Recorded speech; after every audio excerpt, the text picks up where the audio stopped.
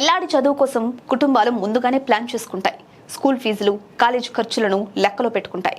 కానీ ఈ ప్రయాణంలో ఒక ఖర్చు మాత్రం నెమ్మదిగా వచ్చి అంతకంతకు పెరిగి చివరికి మొత్తం లెక్కనే మార్చేస్తుంది. అదే కోచింగ్ ఫీజ్. మొదట అదనపు సహాయంలాగా ప్రారంభమయ్యే ఈ కోచింగ్ ఇప్పుడు చదువు వ్యవస్థలో ఒక ముఖ్య భాగంగా మారిపోయింది. అయితే నిజంగా అవసరమా ఇది, లేదా ఇది కనిపించని భారమా?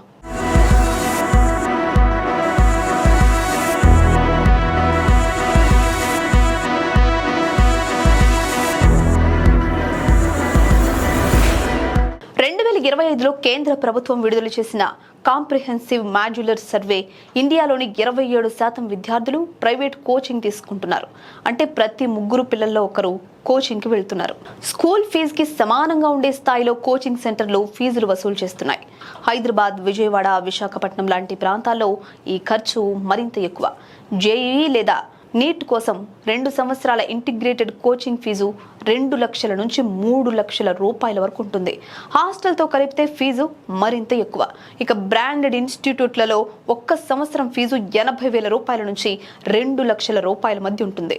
ముఖ్యంగా హైదరాబాద్లో లక్షలాది మంది పిల్లలు ఇలాంటి కోచింగ్ సెంటర్లకు వెళ్తున్నారు. మొత్తం కోచింగ్ ఇండస్ట్రీ 2025లో 50,000 కోట్ల రూపాయలకు పైగా వాల్యూ కలిగి ఉంది. 2030 నాటికి ఇది 1.5 లక్షల కోట్ల కంటే ఎక్కువ అవుతుందని అంచనా. 75 లక్షల మంది విద్యార్థులు ఇప్పుడు ఈ కోచింగ్లో ఉన్నారు. కేవలం జేఈఈ, నీట్, యూపీఎస్సీ లాంటి పోటీ పరీక్షల కోసం మాత్రమే కాదు, 6వ తరగతి పిల్లలు సైతం ఏదో ఒక కోర్సులో కోచింగ్ జాయిన్ అవుతున్నారు. ఇటు హైదరాబాద్లో ఒక ప్రైవేట్ ఉద్యోగికి నెలవారీ ఆదాయం 50,000 రూపాయలుగా అనుకుంటే కూడా ఇందులో సగం కంటే ఎక్కువ స్కూల్ కోచింగ్ ఫీజులకే వెళ్ళిపోతుంది. కుటుంబానికి అసలు సేవింగ్స్ ఉండడం లేదు.